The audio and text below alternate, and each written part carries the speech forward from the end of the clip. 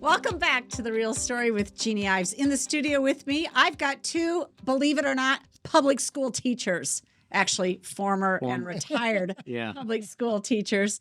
But sitting in the hot seats right next to me is Matt Janecek. Matt is a former Glenbard South school teacher, now in Texas. And then, of course, very good friends of Breakthrough Ideas is Bob Dobosz. And Bob is a Glen Ellen resident and a retired math teacher. So got a couple of real smart guys sitting in here. And I'm so thrilled to have them here, especially because this week it is School Choice Week, National School Choice Week. And so we believe in educational choice. And as public school teachers, I think, if I'm not mistaken, you believe in that too. Matt? I definitely am believing in it now. I think maybe when I started my career, I would have been hesitant, but now I'm all on board. You know, I think the quicker that we can give parents that choice to take ownership again over their kids' education, the better place we'll be. Okay, that's terrific. So Matt has his own personal story about his time in public school. And I think we're going to save that for another podcast because that would take up the entire time of this podcast. I want to get more to sort of the positive solutions that we can have with school choice. And we need to have those positive solutions. And it's just incredible how the nation has moved in that direction. So Florida has a very strong school choice program. Arizona had the most innovative, most expansive school choice program. And then just this week, Iowa signed on to another school choice program. And in fact, I'm reading from a Fox 32 News. Iowa Governor Kim Reynolds signs historic school choice bill. We will fund students, not systems. And the subtitle, Iowa is the third state to pass school choice measures that expand to every student in the state. And it is I believe it's an educational savings account. So there's a lot of different ones. There's tax credit scholarships. There's education savings accounts. Of course, there's vouchers. Bob, this isn't new. We've had school choice. Why, in your opinion, is it becoming such a bigger deal now? I think it's because people are finally realizing that the current school system is dead. Not dying, but it is dead. And the school system right now does not serve a lot of kids. It does not serve most of the minority population and another minority, males. It does not serve the males, boys. There's nothing for them in the schools. And the schools now, they want you to be good, sit down, be subservient, listen. And boys are different. They're just different. They need to be active, and there has to be something for them. But the important thing is, you know, and I've been talking about that the schools are dead. The schools are dead, and now people are finally trying to starting to realize that. But it's time for what are our alternatives? Where can we go? Because we have to start systems, not a system, but we need to start systems of education that are alternative. And I've got a lot of great ideas. And localized and not federalized. Absolutely. You know, that's communities. Well, there is another man who has been working on this diligently, and Reason Foundation did a short 7-minute video on him in honor of School Choice Week. And so I popped that video up, and I'm going to just show you the first 2 minutes of it. Audience, I want you to listen to this because Bob's right. We need multiple systems, but in many cases, parents are more comfortable with a sort of a traditional system run by different people. And so this man did a great job. JP, if you could play the clip for us right now, that'd be great. A libertarian businessman decides he can build a better school. The bad ideas that were developed within the public school system have to be thrown out. For significantly less money. They just want an unlimited budget, so therefore they say business doesn't apply. Education is a business. Instead of trying to reform the public schools from within, he's providing a way out. There's 2 ways you can approach life, voice or exit, and the prime mover is exit. Bob Luddy is the owner of the nation's leading manufacturer of commercial kitchen ventilation systems. He built Captive Air from scratch. Now it has factories in 6 states and revenues last year of $400 million. So what does fabricating stove hoods and cooling systems have in common with turning out successful people? THR more than you might think. Luddy got interested in education when he observed that many hires at Captive Air lacked the basic math and science skills to thrive on the job. He became co-chair of a statewide education commission and met with North Carolina officials to voice his concerns. And they were happy to discuss all these ideas. They weren't going to implement any of them. The last straw was in 1997, when Luddy ran for a seat on the local school board and lost. Which turned out to be a great blessing, because immediately thereafter I filed a charter for Franklin Academy. Today, Franklin Academy is the largest charter school in North Carolina, and the waiting list to get in has about 4 students vying for every 1 kindergarten spot. So the market's overwhelmingly signaling we're not happy with the public school system. But even charters are controlled by the state, which Luddy says constrains innovation. So he decided to take a more radical step, which he calls exit. What is voice? Voice is you go to vote, you express an opinion. Exit is where somebody comes up with an entirely new idea. They bypass the existing industry and they get amazing results. Well, that's where we are. I mean, his story is alarming. A man as successful as him runs for his local school board and loses. Yeah, Why? What's the deal? I think the unions obviously have control of the school board elections. And also, listeners, this is just the perfect time to be discussing this because we have school board elections that literally are only 2 months away. Mm-hmm. You can start to vote in less than a month. You can start to early vote in this state. So pay attention. Yeah, the exit is the key word I wrote down there. And there's a lot of well-meaning people that think the system can be reformed from within. But it's been my experience that the conversations that are necessary to save it aren't even allowed to be had.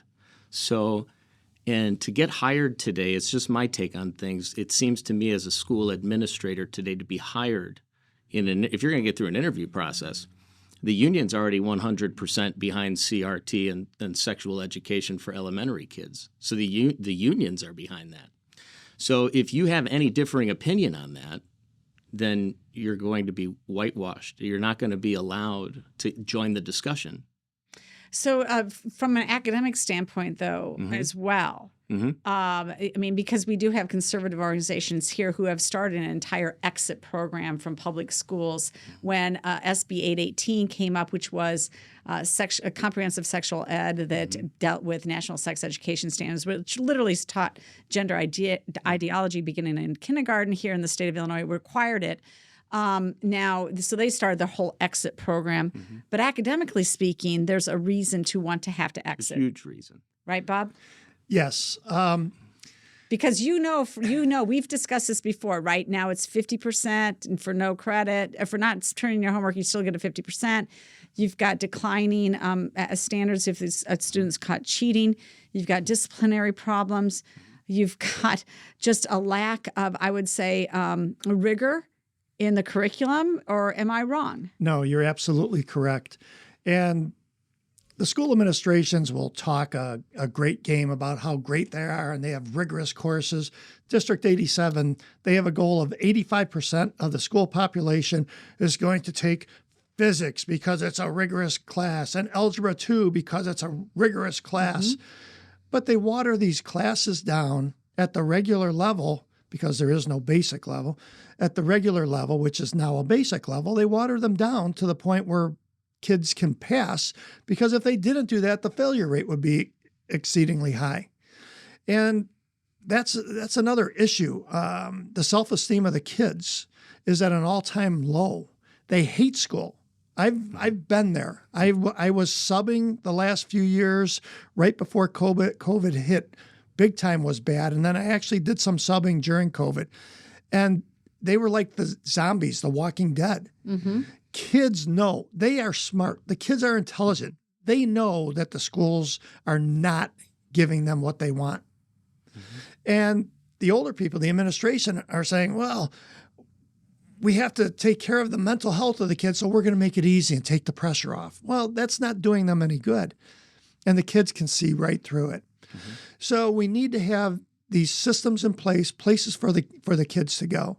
And that takes time. It takes people working on it. And really, Here's the problem, though. So you run a school choice bill in a state legislature, and by the way, I've ran school choice bills before. This is not new to me. Right. It is. You can't trust the parents to spend that money correctly. You can't just hand over that money to the parents. They don't know how to educate their children. They don't know how to evaluate a rigorous program. It's just impossible to do that. We're the ones who know how best to educate. That's the pushback you get, and then the legislators buy into that. And that's on both sides of the aisle, by the way. Mm-hmm. They're owned by the teacher unions. That's the perception. Okay. But we have to think about a couple things. First of all, whose responsibility is it to educate our children? Well, it's school's responsibility. It's the governor's responsibility.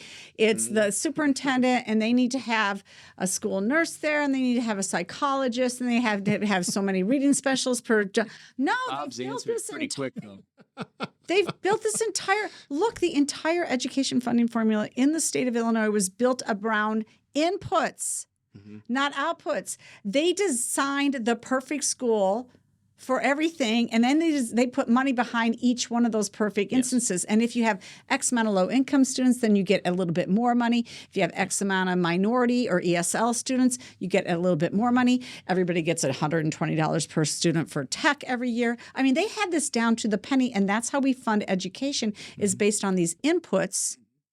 And we never get a chance to look at the outputs. And there was a 5-year review just done a couple months ago because we changed the education funding formula 5 years ago. They went through a review. And of course, well, we can't discuss outputs because COVID just, but our inputs, we're putting stuff into they're not putting stuff into the buckets that they said. I guarantee you. I started to look through the program, look through the report, but it's very lengthy. But what I did pick up is you can't judge us on any of the outputs in 5 years of an additional spending of, I think, $3 billion additional. I mean, about 30% more in 5 years than we were spending before. No, we can't judge any outputs, though, because of COVID. No. And it's not just COVID. It started with No Child Left Behind or No Child Gets Ahead. I don't know how you want to call it, but it started there. And they kept changing those tests. And they so that you could never actually compare the students' performance with previous years. So you're always, they're like, well, you can't compare it because that was a different test. And they kept doing this over and over and over. And then all of a sudden it's gone. Well, We've had 3 different tests in 8 years, I think. They said in 2001, when that bill was passed, that by 2014, 100% of the student body of America will be achieving a grade level. And then if you're not, well, then your funding from the feds is going to be attached to that. So these school administrators ultimately have no choice. Well, they do have a choice, but to make that choice, they're going to be dealt with themselves if they're going to be held responsible for not bringing the bacon in from ed bills. Okay, so we're going to brainstorm here in a minute because you guys have lots of different ideas about how to move the school choice movement forward. But since it is School Choice Week, I want to remind my listeners of who really started this movement. And that woman is Polly Williams. She was a longtime state representative from Milwaukee's North Side. She died November 9th, 2014. Wall Street Journal did a phenomenal editorial about her and her life. She is called the mother of school choice. She's a Black Democrat woman in Milwaukee. And in the 1980s, she was the first prominent elected Democrat in the nation to stand up and decry a public school system that wasn't working for Black children. She should be honored this week as well. People need to remember who started the school choice movement. Your unions need to be reminded of that. Just everybody, that it was a Black Democrat woman from Milwaukee, of all things. And so where have we come and what's possible in the school choice movement? Just give me some ideas about what you're working with. At, even, Jeannie, a little bit the way you discussed that is we are in the education world of the current paradigm. People are looking at social demographic groups first. They're not looking at the soul first. They don't take into consideration that everybody could be created equal, and we all should we should be treated equally. It should be merit-based. We are trying to eliminate that from the system, and that faux-ness of that is what Bob sees as the created condition of the zombie class that we see. The kids are aware that most of the people that are in front of them are hiding something or are not being straight with them, just like the American people in a large degree. We know that we're existing in that world of lies in a way. So what I've done on my end to try to expedite that is when I walked away from the public school, I started my own just my own Mr. J USA, and I'm trying to get students from around the world who want to participate in Socratic-style discussions and learn about history and real history, whatever that may be to people, the exploration for truth. You probably don't teach slavery, though. Oh, yeah, don't at all. I totally hide that. Of course you do. Of course I do. And then we actually get into the intricacies of the economic system of slavery. And when kids learn these facts about history, that it isn't all based on race. Oh, like the Democrats filibustered the civil rights bill for I think Right. years. Right. So yeah. The double standards are epic beyond rationality anymore. And that's why guys like Bob and I have spent the last year and a half, I think, really in deep discussion. We talk on the phone probably every other week and about whatever we're doing to try to move this needle toward independency. So I conduct 9 classes a week via Zoom with my Chinese kids over in China, and we teach world history and U.S. history to them in deep Socratic style from anywhere from 3rd grade to 11th. And those kids are sharp as a tack. And the 3rd graders understand English? Oh, yeah. They're speaking fluent English already. Oh, we are woefully behind. And when I'll just give one of my favorites, little Dora plug. I asked her one time, Dora, do you have any questions? She goes, yes, I have 4 questions. And she went through her line of reasoning in 4th grade to get to those 4 questions. She's like, how about this? And this is where our system fails. We don't trust the Socratic leaders to be that. And in a historic discussion, which is really, obviously, that's going to be the class that carries a lot of political and cultural and values discussions, those are not allowed to be had at the level that would be meaningful anymore in the traditional system. Because you can't embarrass a kid and put them on the spot, like explain your work. Right. Tell me how you made that. Right. You can't do that anymore. No, it's a microaggression. Okay, so there's it's been kind of interesting to watch how everybody is attacking school choice. So there's these things called pods that people are starting to tell me more about that, Bob. Like, do you think that that's going to be a successful model, or is that just a niche? I think that local community groups, pods, if you want to call them, co-ops, are going to be really, really important. And these will start with a spiritual base. Everything will start with a spiritual base and radiate outwards. People need to start reimagining what education can be. Be creative. What do we need? What if things go to hell in a handbasket? What are our kids going to do? Are they going to know how to farm, how to hunt, how to fish? Are they going to know how to get safe water, start a fire, build shelter, all of these things? Can they use tools? Yeah. All of these things are being lost. Lost arts. Yes. And they're really, really important. Yeah, I've been directed to go to the ancient Indian prophecies, and it's absolutely fascinating if you really think about it, how our country all along the Mississippi Valley and then all the way out west and out east and up north into Canada had huge American Indian or indigenous people settlements, and they prospered because this is a great country that has incredible resources. Well, at some point in time, people are going to need how to do that. Well, absolutely, with the green revolution that they want. I'm sorry, you're not going to have electricity they want you to depend on wind and solar. You better have a way to heat your home and to fuel your livelihood. So my wife teaches 1st grade right now. Okay. And it is in a different state. It's down there in Texas, and she has a whole set of issues. So this implosion of the system is not just Illinois related. Okay. It's across the nation, and they have their hands tied what they can do for discipline down there. She told me, well, I already know that, a 1st grader broke a teacher's foot just by stepping on it the other day on purpose. There's kids flipped and they can't do anything, and there's very little that can be done to fix that. And she doesn't have time in the course of a day as a first grade teacher to read with her students because of the testing and because everything she has to say is literally scripted. Literally scripted. No way. Yes. Now she doesn't really follow that all the time. but the idea is that it is to become scripted so that they can, and she tests them every week. We're talking first graders are on there taking map tests on the computer every week. They hate it. They're in first grade. You're supposed to love school. Let's go there because I think you should not have technology in the classroom until maybe sixth grade. Mm-hmm. Yeah, total sense. Computer that we had, I mean, we started to work with some computers at West Point. You know, we learned BASIC and we had, I mean, it was nothing. It's not like, I still had a typewriter that I wrote papers on at West Point, okay? Now I'm really dating myself. That's terrible. But I mean, we bought one of the first Macintosh computers when we were in Germany, like 1988. I think I lost a bet on Wimbledon with my husband, and I wanted like a trip, and he wanted a computer. I'm like, okay, so we got the computer. But I mean, technology, you don't need it in those basic grades, and they're inundated with it. Inundated, yes.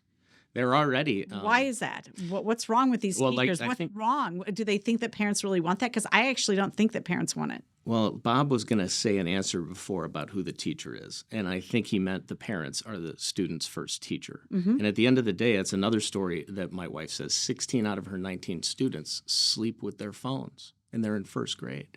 What? Yes. So this is It's a curse. It's They have the a phone current. in first grade? Yes, many of them that many, or they have a iPad, whatever the family, whatever they're sleeping with. They're at tech. night. No. Right. So this is right. So like Bob said, the parents do have to be responsible for that and play a role. Yes, absolutely. I mean, there's no doubt parents have a role in this. Oh, yeah. It is not necessarily the public school's fault that your kid's not learning or reading, doing math at grade level. Right. I absolutely 100% agree. It is you know, there's lots of different issues going on. I'm tutoring a student, and I was teaching him. I did some things. I actually got to bring God into this mathematics discussion, which was incredible. I won't go into the details of that. But I asked him a question early on. I said, who is the best teacher that you know of? Who's the most important teacher? And he said, you. And I said, no. He said, yeah. And he never got it. I had to tell him the answer. The best teacher is yourself. You have to learn how, and that's the beauty of homeschooling. Homeschooling, you have a kid that's there, and you as a parent are helping the student out. And the parent's like, I don't know how to do this. Well, then the child researches. They go and they read a book, and they read about it, and then they can go ahead and they can make that an English lesson because they get to write about it and journal and take notes and all the things that they need to do from an early age. Because let's face it, parents aren't going to know every single subject. Right. So the student becomes much better. I listen to Dennis Prager a lot, and it's funny because today he said, I hate to tell you this, parents, but if you're leaving your kids in the schools now, get them out now. You're doing them a disservice by leaving them in the schools. But he also said earlier on, he said, I can tell a student that's homeschooled within 20 because that student knows how to interact with adults, and they have a different a way of thinking that is very advanced. And it's so true because it is absolutely true. But parents are afraid of it. Well, they are. I mean, look, my kids went through private school, and then they went to public school for high school, which is very unaffordable with 5 kids for us, at least. So, I mean, I think there's options that meet people's needs. I know a friend of mine, his one son went to one Catholic school. His daughter went to public school. His other son went to a different Catholic school. I mean, if you have the resources, you have choice, but everybody needs choice because, let's face it, some people have, you know, they can't be at home with their kids. They have to work. Absolutely. They have to make a living. Those kids need to be watched over. Other people they feel like their child needs the socialization or the sports or the show choir or the whatever. They're getting a big, robust, more. Yeah. And I think some of those experiences are very important to kids. I'm not dismissing that at all. but there's clubs that can take over levels. that. There's You hybrid. spoke of a hybrid, Yeah. the other day, and Mm-hmm. I think if parents were aware that that was an option, that may make baby steps in this transition, because folks that are going to spin their wheels trying to reform the system from within, in that education thing I put on at Arcata a while back, we spoke of it's time to let that go and spend our collective creative energies on building the new paradigm. So, and it's not going to happen, like Bob said, overnight. It's going to take a while, and it's going to take comprehensive education, but you're not going to get it comprehensively. It's going to be over time. And you can piece your way into this in the short term. And I guess it would also depend for a lot of parents if they have young children or older children, or what future parents are going to see. They're the ones that will be thinking about alternatives because they're the ones in it right now that know it's meaningless. Well, it certainly is. I saw the decline in the educational standards from my oldest to my youngest. There's no doubt. And I would think it's true with the Catholic schools, too. I would think that's across the board. I think that the competition breeds, obviously, a better product in the end, and that includes the educational output. So in closing here, kind of to wrap things up, couple things. One, what's your best solution for parents right now? How should they look at educating their children if they're just going to get started in maybe a kindergarten program, or their kids are at that level? Number two, if you're an oncoming public school board member, because we are still trying to win public school boards, okay? We still want to control those school boards from a conservative standpoint. What can they do to open up choice?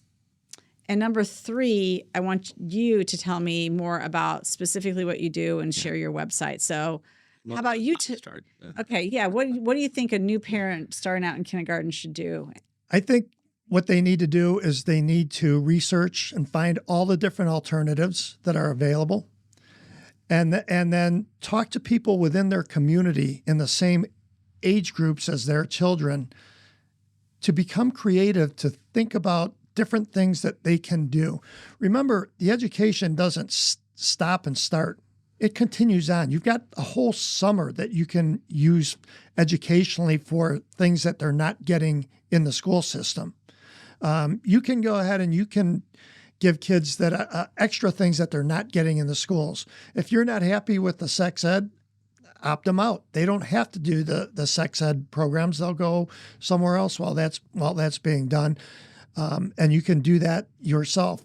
But it's really about sacrifice, financially and time-wise. Are you willing to sacrifice what it takes to give your child the best opportunity to have a really meaningful spiritual existence?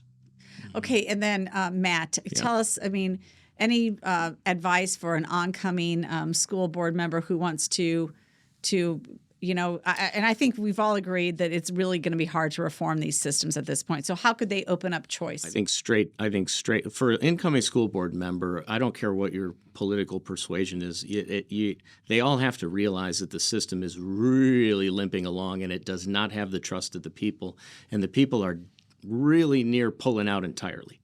And that if they want to sort of help, that they need to realize there are students from around the world that are just killing us. And they're going to keep doing that. The more that we are mired down in a pipe dream social reform agenda that more than half the country doesn't agree with. Until they stop the social engineering that they're trying to do. But this goes to the larger national question.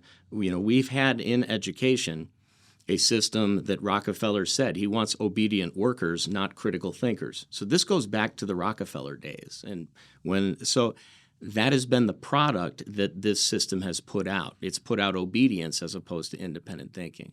And so in the fields, I would say for parents, that answers a different question you asked, Jeanne. Keep going.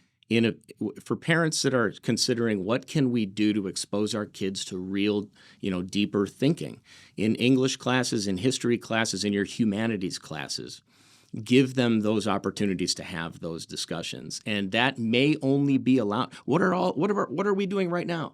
What does Rogan do? What do all the people that are bringing real important conversations to the table doing? They have to put it on the internet.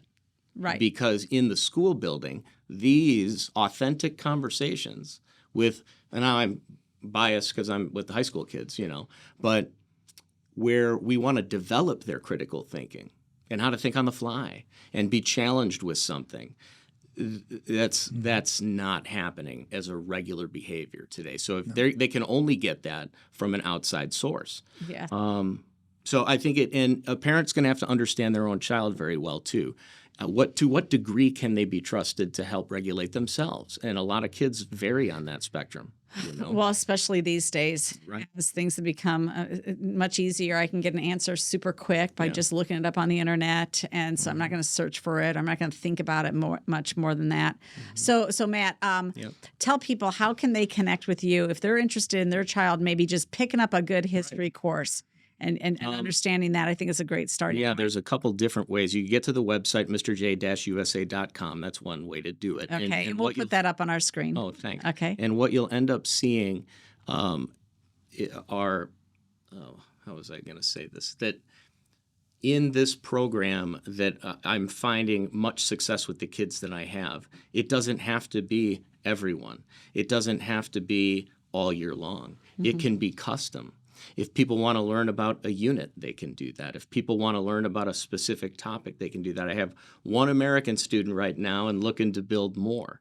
So for homeschool co-ops, I would suggest they get on and see if they want to look at services like that I'll be providing or other teachers like me for that specific discipline. If they can get a collective of people together in their community, 10, 11 kids in a pod, as you said, and take one class as an experiment, just see what can happen, because the cost is effective.